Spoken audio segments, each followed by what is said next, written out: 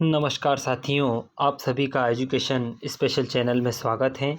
साथियों, आज हम कक्षा 9वीं जो एनसीईआरटी का कोर्स शुरू किया गया है। एनसीईआरटी में जो कक्षा 9वीं का जो सामाजिक विज्ञान समकालीन भारत जो हैं उसका पहला पार्ट फ्रांसीसी क्रांति के मुख्य बिंदुओं को जानेंगे।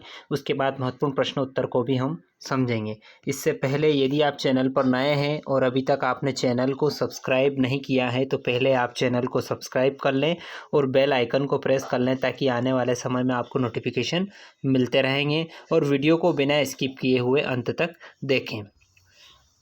फ्रांस के लोग महंगाई, कर वृद्धि और निरंकुश शासन से परेशान थे।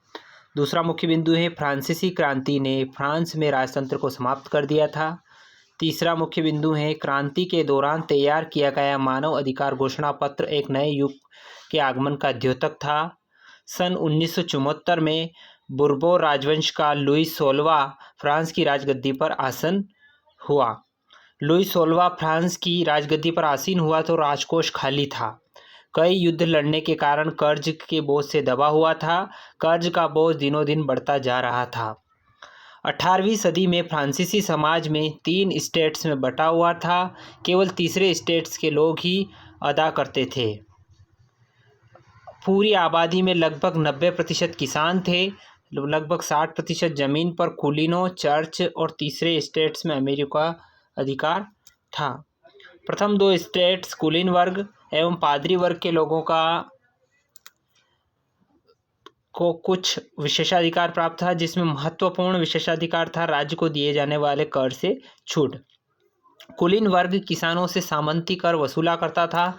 वहाँ के किसान अपने स्वामी के घर एवं खेतों में काम करना, सैन्य सेवाएं देना अथवा सड़क के निर्माण में सहयोग देने के लिए बाध्य थे। चर्च भी किसानों से करों का एक हिस्सा टाइड, कर का नाम था टाइड, एक प्रकार का ये धार्मिक कर होता था, के रूप में वसूलते थे, जबकि प्रत्यक्ष कर टाइल भी देना पड़ता था। विश्व के सामाजिक संरचना के क्षेत्र में आमूल परिवर्तन का सूत्रपात फ्रांस की क्रांति को जाता है। फ्रांस के राष्ट्रगान को मार्सिले के नाम से जाना जाता है। लुई 16वें को न्यायालय द्वारा देशद्रोह के आरोप में मौत की सजा सुनाई गई।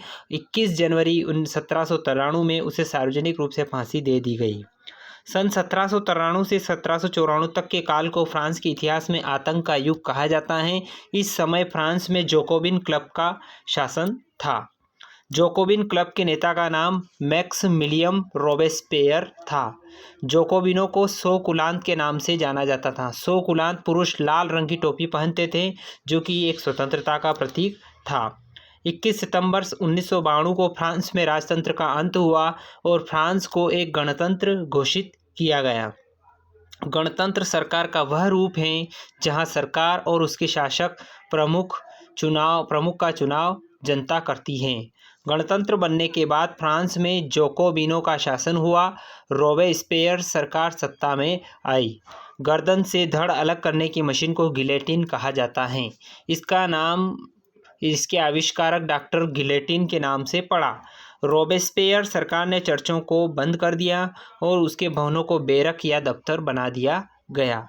मैक्समिलियन रोबेस्पियर ने अपनी नीतियां इतनी सख्ती से लागू किया कि उसके समर्थक भी त्राही त्राही करने लगे। अंततः जुलाई 1994 में न्यायालय द्वारा उसे दोषी ठहराया गया और गिरफ्तार करके अगले ही दिन उसे गिलेटिन पर चढ़ा दिया गया।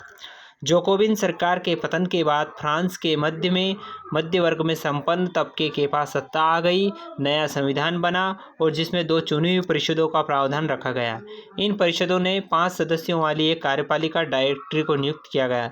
लेकिन फ्रांस में यह शासन भी डायरेक्टरों के आपसी झगड़ों से नहीं चला। फिर सैनिक तानाशाह नेपोलियन बोनापार्ट का उदय हुआ। तो साथियों, ये थे फ्रांसीसी क्रांति के महत्वपूर्ण बिंदु जो कि मैंने वीडियो के माध्यम से आपको बताए हैं।